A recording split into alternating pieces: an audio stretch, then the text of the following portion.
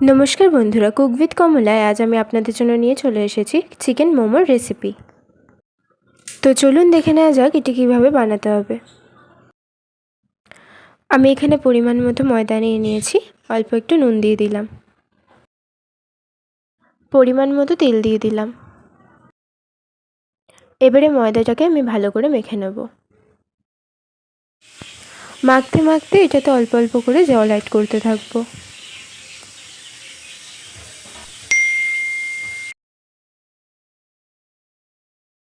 আমার ময়দা মাখা এখানে কমপ্লিট হয়ে গেছে। এবার ময়দাটাকে আমি 10 মিনিটের জন্য ঢেকে রেখে দেবো, তাহলে ময়দাটা ভালোভাবে সেট হয়ে যাবে। মোমোর জন্য আমি এখানে 350 গ্রাম বোনলেস চিকেন নিয়ে নিয়েছি। এবার এটাকে আমি কিমা করে নেব। কিমাটা আমি এখানে মিক্সিতে করে নিচ্ছি।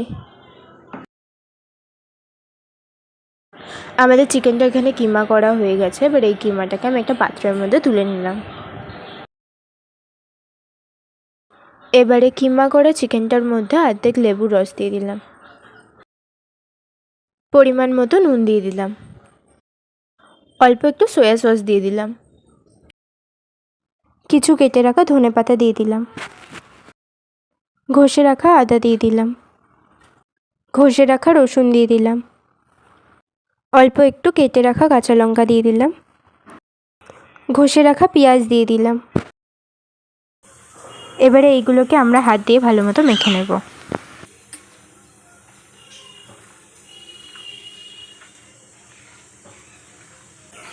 আমার এটা মাখা কমপ্লিট হয়ে গেছে। এবার এইটাকে আমি 10 মিনিটের জন্য রেখে দেবো, যাতে সব মশলাগুলো মাংসের ভিতরে ঢুকে যায়। সাইডে আমাদের ময়দাটাও তৈরি হয়ে গেছে। এবার এটাকে আমি একটু মেখে নিয়ে মোমোর লেচিগুলো কেটে নেব। মোমোর লেচিগুলো কাটার সময় মনে রাখতে হবে লেচিগুলো যাতে বেশি বড় না হয়।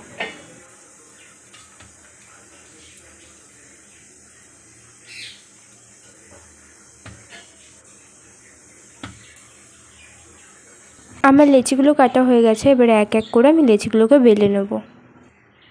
লেচিগুলো বেলার সময় আঙুলে অল্প করে তেল নিয়ে আমি আগে লেচির মধ্যে দিয়ে দেবো।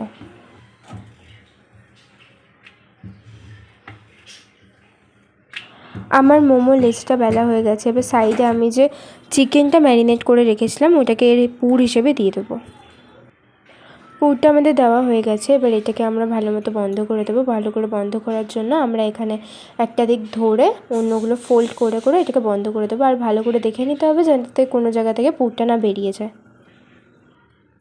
এইভাবেই আমরা এক এক করে প্রতি কটা মোমো ফোল্ড করে নেব। এবার এটিকে একটি পাত্রে তুলে নিচ্ছি।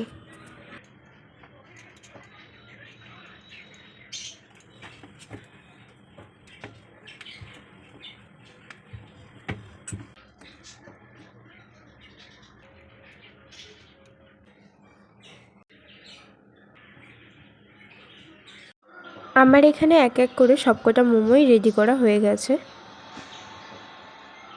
সাইডে আমি মোমো স্টিম করার জন্য গরম জল বসিয়ে দিয়েছি। মোমোগুলো স্টিমে দেওয়ার জন্য আমি এখানে ঝাঁঝরি থালা ব্যবহার করছি। ঝাঁঝরি থালাতে প্রথমে আমি একটু অয়েল ব্রাশ করে দিচ্ছি যাতে মোমোগুলো আটকে না যায় এতে। এবারে এক এক করে মোমোগুলো এই থালার মধ্যে দিয়ে দেবো। আমার সবকটা মোমোই থালার মধ্যে দেওয়া হয়ে গেছে। এবার এটাকে আমি স্টিমে বসিয়ে দেবো। স্টিমে বসিয়ে এটাকে প্লেট দিয়ে আমি ঢেকে দিচ্ছি। এবার এটাকে আমি 15 মিনিট স্টিম হতে দেবো। আমাদের 15 মিনিট এখানে কমপ্লিট হয়ে গেছে। এবার আমি ঢাকনাটা খুলে মোমোগুলো চেক করে নেব। যেমন কি আপনারা দেখতেই পাচ্ছেন মোমোগুলো ভালো মতো স্টিম হয়ে গেছে। এবার এগুলোকে একটা পাত্রের মধ্যে তুলে এটার ফাইনাল লুকটা আমি আপনাদের দেখাবো। রেসিপিটা আপনারা ঘরে অবশ্যই ট্রাই করবেন। ভিডিওটা কেমন লাগলো কমেন্ট করে জানাবেন, লাইক করবেন, শেয়ার করবেন, চ্যানেলে নতুন হলে সাবস্ক্রাইব করবেন, সাথে বেল আইকনটাও ক্লিক করতে ভুলবেন না। আর ফেসবুক পেজ থেকে দেখে থাকলে ফলো করে দেবেন।